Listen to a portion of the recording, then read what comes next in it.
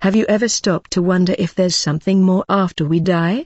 Most people are so busy with life, with problems, and with bills to pay that they don't even stop to think about it. We live as if everything were going to end here, but what if it doesn't? What if heaven is a real place? Not a place full of clouds, like in cartoons, but a real place, more real than this house you're in now, a place where there's no sadness, no pain, no fear, a place where we finally feel at home, where we feel complete in a way we've never felt before, a place where joy isn't just a moment, but the air we breathe. Today I want to tell you a story. Actually, it's more than a story, it's an invitation for you to hear what happened to me. It's not fiction, it's not something I made up to make people feel good, it's a warning, a call for us to wake up and reflect that life is much more than we can see. Heaven isn't a prize for the few, it's a home prepared for those who decide to seek God. What I'm about to tell you may change the way you see your life and your future. My name is Juliana, I'm Brazilian, and what you're about to hear really happened to me when I was only 17 years old. But before I begin, I need to be very honest with you. This isn't a story to listen to lightly. It talks about the most incredible thing anyone can imagine, being in the presence of God. If your head is full, your heart is a bit closed, or you're just trying to pass the time, this might not be the right time for you to hear this. What I'm about to tell you may awaken a deep longing within you, a longing for a place you didn't even know existed. My intention is not to invent things, but to tell what was shown to me, to tell everyone that our true home is more wonderful than we can dream. What I saw was not a dream, not imagination, nor the result of some medicine. It happened for real. I was taken to heaven. I was taken to the place where light is born, the center of all that exists, and it was nothing symbolic. It was a spiritual experience so real and so powerful that it divided my life into two parts, the before and the after. It marked me forever with a happiness that can never be erased. I was a teenager like any other, 17 years old. I grew up in a house where my father and mother thought differently. My father was an engineer, a man of logic, of numbers. For him, the world was a perfect machine. But it was just that, matter. My mother was an artist. She saw God in the colors of a painting, in the beauty of nature, but her faith was more of a good feeling than a certainty. They both loved me and taught me to be curious, so I grew up with my head full of questions about the universe and a feeling in my heart that there must be something more, but I didn't know what it was. My life was normal. I studied, thought about college, went out with my friends, enjoyed reading, walking, and listening to music. Nothing strange happened that day. Nothing that could indicate what was to come. It was an ordinary Tuesday, but in the middle of the afternoon, while I was in my room, I felt a weakness come over me, and suddenly, everything went dark. My soul was taken to a place no one here on earth is prepared to see, but by the grace of God, I was able to see. What happened next is very difficult to put into words. It's like trying to explain the color blue to someone born blind. How could I explain the feeling of being loved by the one who created everything that exists? Words seem too small to describe what I saw and felt. That's why I pray so much before telling this story. I ask God to give me the right words, because this experience wasn't just for me. I was given this mission to speak, to proclaim, and to give hope to people, telling them that there is an invisible world that is as real as this one, but infinitely more beautiful, a world that one day, God willing, we will all call home. The question isn't whether we'll go to eternity, but how we'll get there. One day we will all die. No matter who you are, your spirit will leave your body, and you will see what's on the other side. And that's why I decided to tell my story, because I care about you. Even without knowing you, I know you were created for a reason, and I really want you to find your way to the place I came from. I was 17 and didn't know much about life, nor about the spiritual world. I was a normal girl, without any major problems, happy with the simple things of everyday life. I went to school, talked with my friends, laughed easily, and dreamed about the future. I had no guilty conscience, no unusual fears. My childhood and adolescence were peaceful, without drama or deep sadness. That afternoon, like every other, I was in my room listening to music. I don't remember what day of the week it was, Those details faded over time. What never faded was what happened next. I was sitting on my bed when I felt a very strong dizziness. It wasn't a normal dizziness, it was as if the whole world was shutting down. I don't know if a minute or an hour passed. I don't know if I passed out or if I simply fell asleep in a different way. The fact is, my consciousness began to awaken elsewhere, but it wasn't like dreaming. I was out, but at the same time, I was more awake than ever. My body was there in the room, but my true self, my soul, was fully alert, seeing and feeling things my normal eyes and ears could never perceive. I distinctly remember a sensation of floating in darkness, but it wasn't a frightening darkness, it was a calm, silent darkness, like soft velvet. The fear had vanished, all the anxiety, all the worries a teenager carries simply vanished. It was a peace I'd never felt before, a peace that didn't depend on anything good happening, it simply was, and in the midst of that calm, a light began to appear. It wasn't like sunlight or a lamp, it was a light that seemed alive, that seemed to have feelings. It didn't illuminate things, it was illumination itself, and that light approached, and within it, I saw a person. I actually knew he was an angel, not because he told me, but because my soul recognized him instantly. It was as if his identity was communicated directly to my heart, without words. He didn't have giant white wings like in paintings. He looked like a man, but a man made of pure light and goodness. He was tall, much taller than anyone I had ever seen, and he wore something that looked like a robe, but the fabric moved like water and shimmered with all the colors of the rainbow, only they were much more vivid colors, colors I didn't even know existed. His face wasn't the most important thing. What struck me was the feeling that came from him. It was a love so pure, so powerful, that I felt completely safe.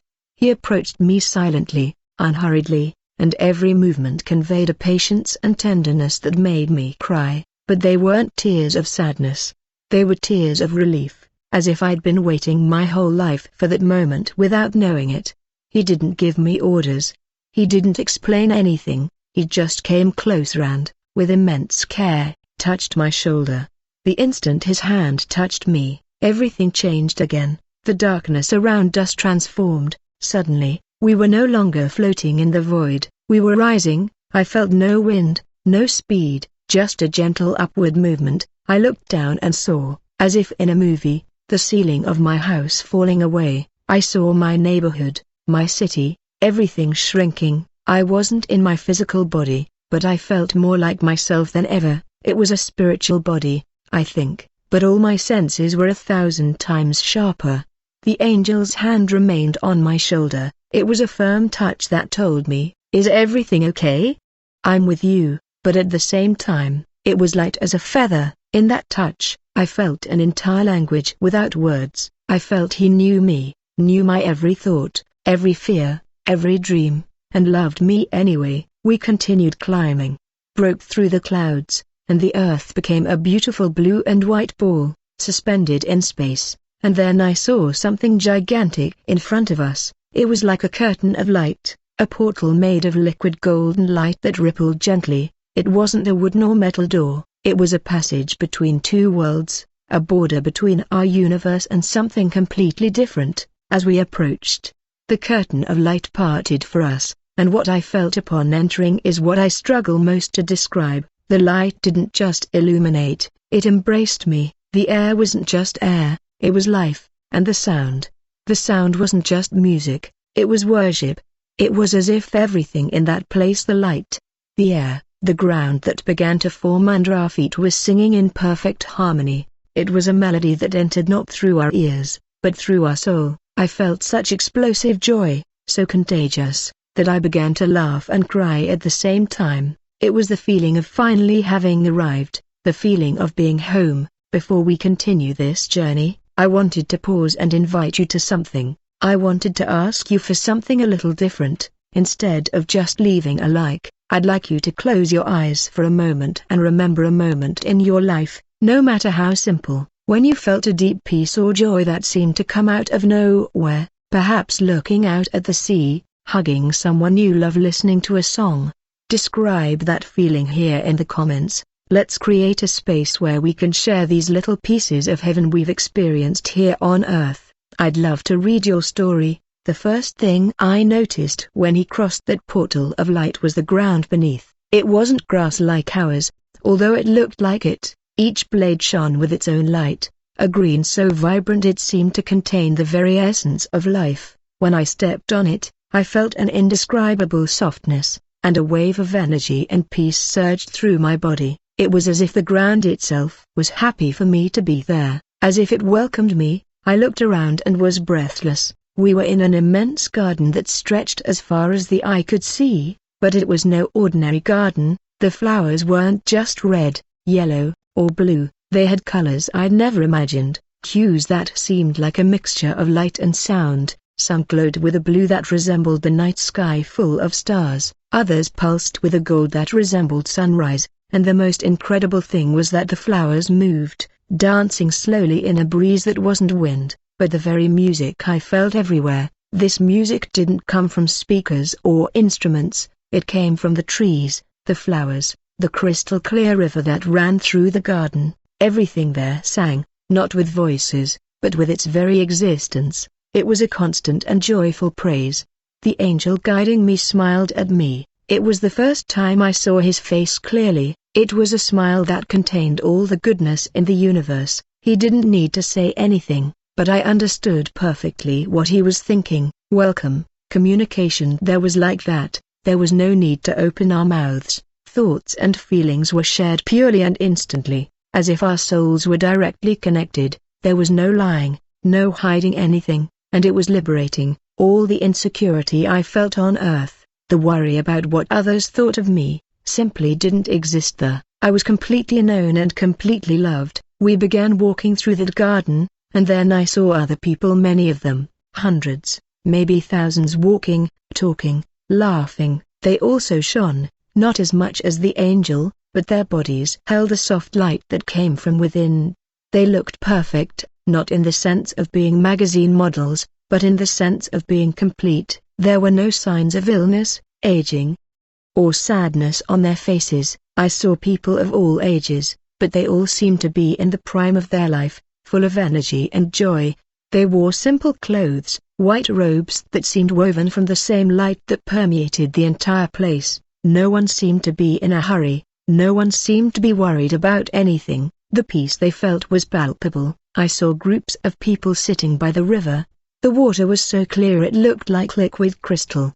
The riverbed was covered with rocks that sparkled like gold and diamonds. People were talking, but it wasn't an ordinary conversation. I could hear their thoughts, and they shared stories, lessons, and memories with a contagious joy. There were no arguments, no ego, just an exchange of love and wisdom. I felt a little shy at first, like a stranger who had just arrived, but that feeling, it lasted only a second. A woman, who was sitting near a tree, whose fruits glowed like little lamps, looked at me. Her face was that of a lady, full of wisdom, but her skin was smooth and her eyes shone with the joy of a young girl. She smiled and waved to me, and in that smile, I felt a mother's love, a care so great that I felt part of her family instantly. The angel guided me to her. She was waiting for you. He communicated it to my heart. I didn't understand, I didn't know her. The woman stood and came toward me. She hugged me, and it was a hug that healed parts of my soul I didn't even know were wounded. "I'm so glad you came to see me, little one," she said, and her voice was like the melody of flowers. I asked without using words, how did she know who I was?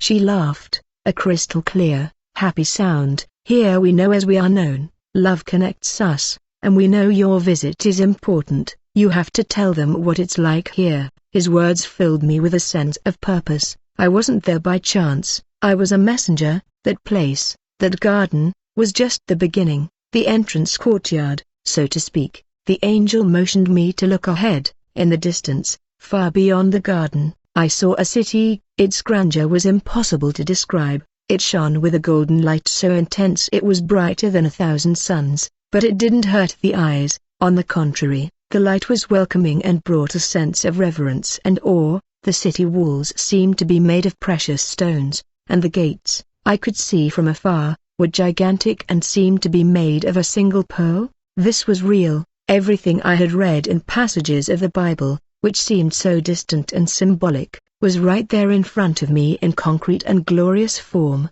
and I knew, with every fiber of my being, that we were going there. As we walked toward that city of light, I began to notice more details around me. The air I was breathing wasn't just air, it seemed charged with happy memories. With each breath, I felt a wave of joy, as if I were breathing in the happiness of everyone who lived there. There was no pollution, no dust, only purity. We passed a small hill that wasn't made of earth or rock, it was made of something that looked like transparent crystal, and from within it emanated a soft, colorful light, like a rainbow trapped within a mountain. On the hill, I saw children. There were many, of all ages playing. Their laughter was the most infectious music I'd ever heard. They ran, jumped, and the most incredible thing was that when they jumped, they floated for a few seconds in the air, laughing before gently descending. They weren't playing competition with each other, their play was pure cooperation and joy. I saw angels playing with them, angels who seemed like older siblings, full of affection and patience. The children were fearless, there was no crying or fighting, they were the image of pure innocence and happiness. The angel guiding me made me understand that these were children who had departed this earth too soon, some even before birth. There, they had the chance to grow up in pure love, cared for and loved by everyone. The pain of separation their parents felt on earth did not exist for them there. There was only the happy certainty that one day they would all be together again. This certainty was palpable, as real as the ground beneath. We stepped. It was at that moment that something different began to happen to me. As I walked, flashes of my life on earth began to pass through my mind, but it wasn't like an ordinary memory. I saw things from a new perspective. I saw a time when, at about 8 years old, I shared my lunch at school with a boy who was always alone. At the time, it was a simple gesture that I soon forgot, but then, I saw the impact of that gesture. I saw how that little bit of attention warmed that boy's heart for days. I also saw the times I was impatient with my parents or said a harsh word to a friend. I didn't feel condemnation or shame like I would have felt on earth. Instead, I felt a deep understanding and saw how God's grace covered these flaws, but also how every choice we make, no matter how small, creates ripples that affect others. It was as if I were watching the movie of my life, but with the director's commentary, who showed me the true meaning of each scene. I understood that nothing was in vain. Every tear, every smile, every gesture of kindness, no matter how hidden, was noted and celebrated there, and mistakes were seen as learning opportunities that had already been forgiven and washed away. This revelation filled me with such a profound sense of gratitude that I had to stop walking for a moment. I finally understood that life on earth was very, very important. It was like a school, a training ground for love, and every second counted. As I thought this, a gentle-looking man approached us. He had very clear blue eyes and gray hair that shone like silver. He looked at me with a fondness I felt came from long ago. The angel introduced me without words. "Juliana, this is your great-grandfather, Alberto." My heart skipped a beat. I never knew him. He had passed away many years before I was born. I only knew him from a few old, yellowed photos, but there in front of me, he was alive, strong, and full of light. "My dear granddaughter," he said, his voice was firm and full of tenderness, "I prayed so much for you, I saw every step of your path." He hugged me, and I felt an instant family connection, a bond of blood and spirit that time and death could not break. "Don't waste the time you've been given," he said, looking into my eyes. "Love much, forgive quickly, and never forget where you're going. We're all waiting for you here." Those words entered my heart like a seed. He smiled, waved to the angel, and joined a group singing near a fountain. His presence gave me inexplicable strength. I was no longer just visiting a beautiful place, I was visiting my future home, my people, my true family. The journey continued, and the city of light grew ever closer. Now I could see the details of the walls. They weren't just made of precious stones, they seemed alive. The colors moved and pulsed in harmony with the music of the environment, and the gates, oh, The gates were exactly as the Bible described. Each was a single, gigantic pearl, shining with a milky, inviting light. No, there were armed guards. There were no locks. The gate was open. The security of that place came not from force, but from holiness. Nothing impure could enter, not because it would be barred, but because it simply could not survive in an atmosphere of such pure love. We stopped in front of one of these gates. The grandeur was breathtaking. I felt tiny, but at the same time I knew this was my place. The angel looked at me and spoke to my heart. "Are you ready to see what's inside?" I took a deep breath, even though I didn't need air to live there, and nodded to the angel. My spiritual heart beat with an anticipation I had never felt before. Passing through that pearly gate was like passing from a beautiful sunny day into the sun itself, but without the burning heat. The light inside was different. Outside, in the garden, the light was soft and natural. Here inside, the light was the city itself. There was no sun, no moon, no lamps. The light came from everywhere and nowhere at the same time. It was a warm, golden light that seemed to have weight, a light you could feel on your skin, and it filled me with an energy and joy that were even more intense than what I'd felt in the garden. The first thing I saw were the streets. The Bible says they are pure gold, like transparent glass, and I never quite understood what that meant until that moment. It wasn't like walking on bars of gold, it was like walking on a river of golden, solidified light. I could see through the street as if it were crystal, and deep within it I saw colors and lights moving. The street seemed alive, and with every step I took, I felt a vibration of love and peace rising through my feet. I looked at the buildings. They weren't houses and buildings like ours, they were magnificent structures that seemed to have been carved from gigantic precious stones. I saw walls that seemed sapphire, others emerald, others diamond-like, shining with all the colors of the rainbow, but they weren't cold, stagnant buildings. The colors pulsed gently in tune with the music of heaven. The buildings didn't seem made by hands. They seemed to have grown from that ground of light, like crystal flowers. I saw no shops, no offices, nothing that resembled the work or commerce of the earth. Instead, I saw meeting places, large open halls where people gathered, immense libraries, where the shelves were made of gleaming wood and the books seemed to contain the wisdom of the universe. I saw people creating things. In a large square, I saw a group of people carving a statue of light. They didn't use tools, they shaped the light with their hands and with the intention of their hearts. The statue transformed, showing scenes from the creation of the world, from the history of humanity, all in living light. Elsewhere, there was an orchestra, but the instruments weren't metal or wood, they were made of the same music that permeated the air. The sounds they produced were so beautiful and complex that they made the most beautiful music on earth seem like an off-key lullaby, and the people weren't just passing time, they were learning, creating, worshipping, growing. Heaven wasn't a place of eternal rest in the sense of doing nothing, it was a place of eternal activity, of eternal purpose. Their joy came from being in God's presence and using the gifts He gave them in their purest and most perfect form. As I walked down one of these golden streets, in complete awe, a person turned from a group and looked directly at me. My heart sank. It was Mateus, a boy I had studied with in 8th grade. He had died in a car accident about 3 years earlier. On Earth, he was a quiet, somewhat shy boy who loved to draw. He was different there. He was still Mateus. I recognized him immediately, but he shone. His eyes, which on Earth were always a little sad, now overflowed with a joy and confidence I'd never seen. He didn't seem like a ghost or a memory. He was more alive than me. He smiled and came toward me. "Juliana, I knew you'd come take a look," he said. His voice was clear and full of happiness. I couldn't answer. I just hugged him, and there was no sadness in that hug. There was no pain of loss, no longing that hurts. There was only the pure joy of reunion. It was the only thing I could think of for him. "It's wonderful here," he replied. "Everything we dreamed of, justice, peace, love, here is real. Don't worry about anything, just keep going, it's so worth it." He showed me a drawing he was making. It wasn't on paper, he was drawing in the air with his fingers, creating shapes of light that danced and told a story. It was the most beautiful thing I'd ever seen.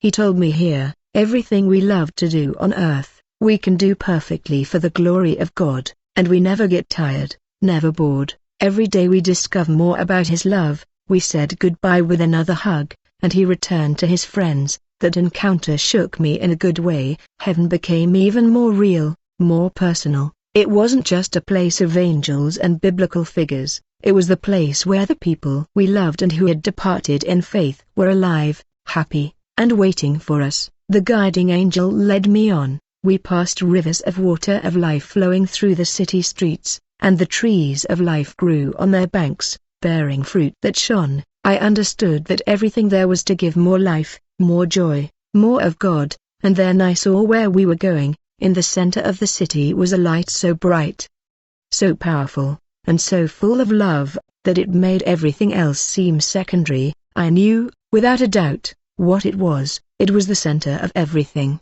It was the throne of God. The closer we got to that central light, the more intense the music became. Now I could distinguish voices, millions upon millions of voices, singing in such perfect harmony that it seemed to be a single voice, but it wasn't a song like that of a choir on earth. The voices didn't sing just with their throats, they sang with their souls, with their entire beings. Each note carried a feeling of love, gratitude, and admiration so powerful it made the golden ground tremble gently. It was a sound that could not only be heard, but felt in every part of my spiritual body. The atmosphere also changed.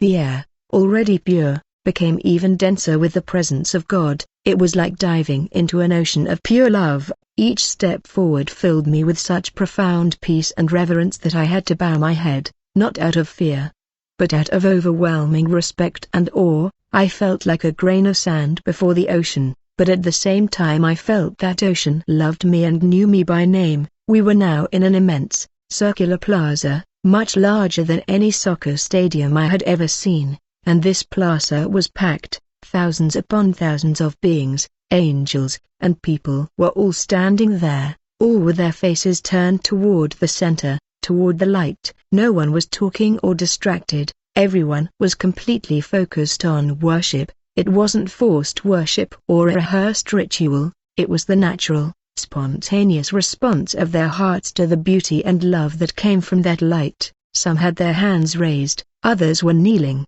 many had tears of pure joy streaming down their faces. The joy there was so intense that it manifested itself in tears, a cry that had nothing to do with sadness, but with a heart so full of happiness it could no longer contain it. The angel led me through the crowd. No one seemed to care about our passing, they were too absorbed in their worship. And then I saw in the center of everything soaring was the throne. It is impossible for me to describe it fairly. It was not a throne of gold or marble. The throne was made of light, power, and glory. Lightning flashed from it, not frightening lightning bolts like those of a storm, but arrows of pure light that illuminated the entire city, and sounds of thunder, not violent noises, but deep and powerful sounds that seemed to be the very voice of creation. Around the throne, I saw beings I could never have imagined. There were 24 smaller thrones, and on them sat elders with snow-white hair wearing golden crowns. Their faces shone with ancient wisdom, and they looked upon the main throne with profound love and respect. I also saw 4 living creatures, unlike any animal on earth. They were covered with eyes all over and had powerful wings. They never stopped worshipping, saying day and night, "Holy, holy, holy is the Lord God, the all-pervading, who was, who is, and who is to come." Their voice was like the sound of many waters, powerful and clear. I didn't fear when I saw them, I felt a profound awe. I understood that they were created for a purpose, to be close to God and continually declare who He is. Before the throne was a sea of glass, clear as crystal, and from beneath the throne flowed a river, the river of life. The same crystal clear water I saw flowing through the gardens and streets of the city. There was its source. I didn't see a person sitting on a throne. God's presence was so intense, the light so overwhelming that it was impossible to focus on a single form. It was like trying to look directly into the center of a galaxy. The light was His form, but even without seeing a face, I felt His gaze upon me. I felt a love that was not human. It was a love that had known me since before I was born, a love that knew my every mistake and had already forgiven me, a love that was the very reason for everything to exist. In that moment, I could no longer stand. My knees buckled on their own, and I knelt on the street of transparent gold. My whole life, everything I was, seemed so small before that majesty, but at the same time, I had never felt so important, because I knew that infinite, all-powerful presence cared about me. Juliana, a 17-year-old girl. The angel knelt beside me. He said nothing. He didn't need to be there in that place. It was the answer to every question I'd ever had in my life. I wanted nothing more, needed nothing more. Just being there in his presence was enough for all eternity. As I knelt there with my head bowed, something began to happen. The light emanating from the throne intensified, but in a different way. It didn't become brighter to the eyes, but rather present to my heart. The light touched me. It wasn't a physical touch like the angels. It was a touch to my soul, to my spirit, and when that light touched me, I was completely enveloped by it. In that moment, I was no longer in the square, no longer seeing the angels, nor the crowd. I was alone, suspended within an infinite ocean of pure love. And then he spoke to me, but it wasn't with a voice you hear with your ears. It was a direct communication with my deepest being. It wasn't words in Portuguese, but a perfect understanding that filled every part of me. It was the voice of the Creator, and it wasn't frightening. It was the most gentle, loving, and powerful voice imaginable. The first thing he communicated to me was his love for me. I didn't just understand that he loved me, I felt his love. I felt the love with which he formed me, the love with which he accompanied me every second of my life. It was a love that didn't depend on my being good, deserving, or doing something right. It was a love that simply existed, infinite and unconditional. It was as if he was saying, I know you, Juliana, I know every hair on your head, I know every fear hidden in your heart, I know every mistake you've made and every thought you've ever had, and I love you with a love that will never end. In that moment, all the guilt, all the shame, all the insecurity I've ever felt in my life was simply erased. I didn't feel judged, I felt completely accepted and forgiven. It was as if a 2,000-pound weight had been lifted from my shoulders. I felt light, pure, as if I were being born again. Then he showed me my life, but through his eyes I saw scenes from my childhood, my adolescence, again, but this time I didn't just see what I did, I felt what he felt. I felt him smiling when I took my first step, I felt him crying with me when I scraped my knee and cried in pain, I felt his joy when I gesture of kindness towards someone, and in the moments when I made a mistake, when I was selfish or unkind, I didn't feel anger from him, I felt a loving sadness. The sadness of a father who sees his child getting hurt, and I felt his infinite patience, always waiting, always giving me another chance. I understood that he was never far away. In every moment of loneliness, he was there. In every moment of doubt, he was there. On every night I cried, without knowing why, he was there embracing me in spirit, even if I didn't feel it. This revelation changed everything. My life, which often seemed ordinary and unimportant, gained eternal meaning. I saw that every person he put in my path, every challenge I faced, everything had a purpose within his loving plan for me. Nothing was by chance. And then he communicated to me why I was there. It wasn't because I had died. It was a visit, a gift, and with that gift came a responsibility. The voice told me in a way that marked my soul forever. I showed you a little of my home so you can go back and tell others. Tell them this place is real. Tell them I am real. Tell them my love is real and that I am with open arms, waiting for each of them. Many feel alone, lost, without hope. Tell them there is hope. Tell them there is a home waiting for them. A real home. I didn't feel the weight of the mission as a burden.